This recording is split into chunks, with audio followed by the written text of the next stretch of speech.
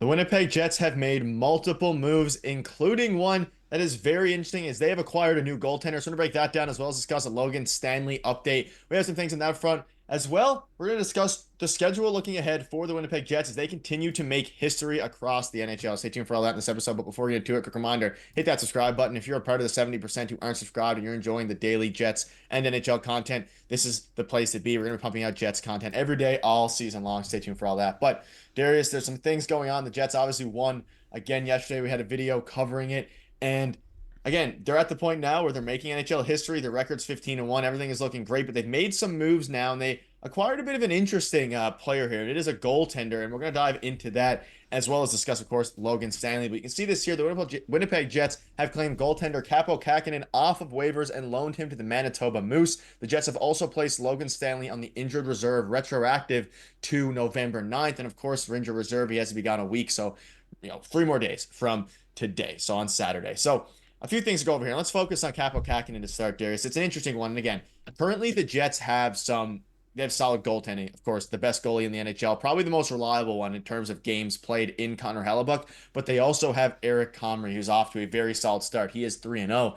But what do you make of the acquisition of Kaapo Kähkönen? I think it's just some depth for the Manitoba Moose. He's had a fair bit of NHL experience. There's not that often you get to get guys off of the waivers. Of course, they got him from the Avalanche that have NHL experience. So it's a safe bet. I don't hate the move. I don't know how much it's going to play a huge factor, into the Jets season, but it's always nice to have depth. Yeah, and if one of their goalies goes down with an injury, maybe this is a guy who can come in, like you mentioned. He has NHL experience instead of a guy who's maybe developing or a little bit younger. This is a guy who's played in the NHL. He's only played 3 games so far this season, and he's just under league average in terms of his statistics. Excuse me, but again, this is somebody with some experience, and I think it's a low risk move. It's a good move. And obviously you have great goaltending in place with Hellebuyck and obviously Eric, as I called him, Evan last week, Comrie in the net.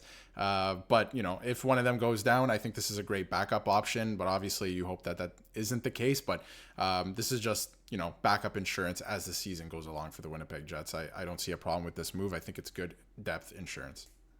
Yeah, it's a no risk move. And again, they're at the point now where if they go down with an injury, they're trying to win now. So they probably, and it's pretty clear, they like their option in Kaapo Kähkönen more than any of the other guys they had with the Moose or anyone else they could have acquired. And again, getting a guy like that off of the waivers, I'm not sure how much market there was for him. Clearly not that much, as the Winnipeg Jets, of course, claimed him. But it's good to have in case, like you mentioned, any injury happens, specifically to Eric Comrie, because you don't want Connor Hellebuyck to go down or have to play every single day. Again, he plays most of the games. He's one of the goalies in the NHL and one of the lone teams that play their 1A goalie almost every single game. But on doubleheaders or times where Connor Hellebuyck needs an injury, if he's dealing with things throughout the long 82 game season, having a guy like Kaapo Kähkönen, but also like if Eric Comrie starts to play poorly, it's nice that Eric Comrie now has knowing in the, with HL with Manitoba Moose, has some competition internally, which might motivate him to play better, given the fact that Kaapo is not like a super young prospect who hasn't really played much.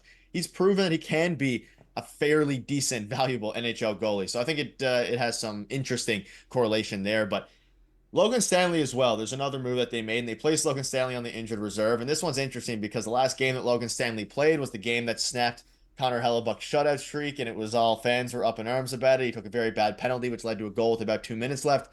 Stanley's had an interesting, tenure with the Winnipeg Jets. There's been times throughout the past handful of seasons where everybody thought he was going to be let go, where he was going to be traded, he was going to be put on waivers, released.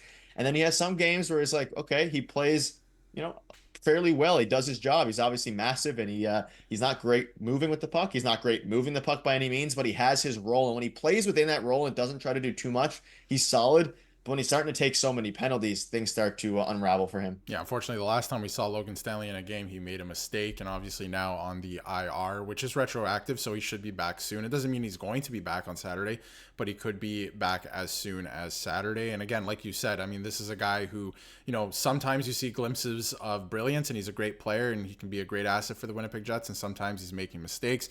But, hopefully he recovers from whatever he's dealing with soon, gets back into the Winnipeg Jets lineup, because I still think there's a lot of use in Logan Stanley yet for the Winnipeg Jets, and he's been great so far this season as well. As, if you look at the entire season, I think he's been, pretty good as well, and the Jets have been rolling. So, you don't want anyone to get injured, so hopefully he's back soon and they keep rolling. Yeah, and again, The defense it was the best in the NHL last year. It's been very solid this year. And I think that if they can keep him healthy, again, he's still a fairly young player. He has some developing to do for sure, but you don't want to see him, especially end on not end in the sense of his season or anything like that, but his last game probably left a sour taste in not only his mouth, but a lot of fans' mouths out there because of how disappointing. And again, it wasn't a huge win, but they had the unfortunate, I guess you can call it, penalty, which They were led to they were Connor playing for Hellebuck's. something. They were playing for that shutout streak. That's why, yeah. Yeah, and looking forward now a little bit, and just looking at this Winnipeg Jets team, Darius, there's some interesting things to discuss here. And again, he's missing the thing with injuries, gonna be very interesting.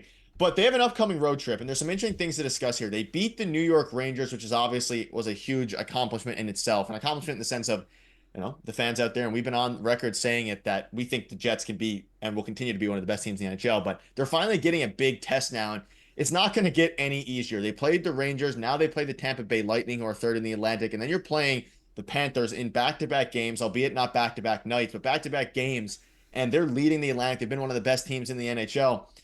It's going to be a brutal finish to this month for the Winnipeg Jets. And again, I don't think they're going to win every single game, but if they keep taking it one game at a time, it's going to be a very interesting one, but it's also going to be interesting to see the adjustments that the Florida Panthers and Paul Maurice make, considering the fact they play him back to back. And I'm also very curious to see what they do with the goaltending situation because, I mean, Comrie hasn't been in a while, but I suspect that they're going to keep riding Connor Hellebuck for the next at least 3 games, especially given the fact he is now the league leader in the NHL in save percentage at 935. It could be even 4 games because they have a bit of a break in there too, right? And obviously, we were talking about this game coming up against the Rangers that just passed, and the Jets crushed the Rangers. And we were talking about how the Rangers are a top team in the NHL, and this would be a real test for them because a lot of people still have this weird thing about the Jets season so far where they're playing really mid teams or they're playing teams that are at the bottom of each conference, which I just don't think is true. I think the Jets are playing really, really well, and they're playing a lot. They're beating a lot of really good teams. And again, you have Tampa Bay coming up here, who have been pretty good again this season. You have the Stanley Cup champions or the reigning Stanley Cup champions back to back on Saturday and then Tuesday, and that's going to be the real test to me. I mean, Florida plays the right way. They pay attention to the little details. They are a hard hockey team to beat. They are a really good hockey team, but the Jets are doing the exact same thing, and their special teams are so great, and they're also paying attention to those small details. So I think it's going to be a great couple of games there. I see no reason why the Jets can't keep on rolling. And I think, if they're going to lose one of these games, it might be an overtime or maybe a shootout against the Florida Panthers, right? I think they're going to continue to roll. And a lot of that has to do with obviously the mentality of the players and the coach. And I wanted to get into this, Nick, and I wanted your thoughts on this because some interesting comments from not only Scott Arniel, and we'll get to that in a second, but Kyle Connor on the team about how, they don't put too much stock into any one moment. They just keep rolling, and it speaks to the leadership of the team. Yeah, I mean, when you're winning this many games in a row and you're winning this many games over a long period of time, you have to take each game individually because if you start to think about your winning streak and you start to stack them up, you're going to get your own heads. But again, the leadership in this team is phenomenal, like Kyle Connor said. The coaching has been phenomenal. The special teams, defense, everything has been good. And if they just continue to play one game at a time, we've seen big winning streaks for multiple teams over the past handful of seasons, even over the past decade.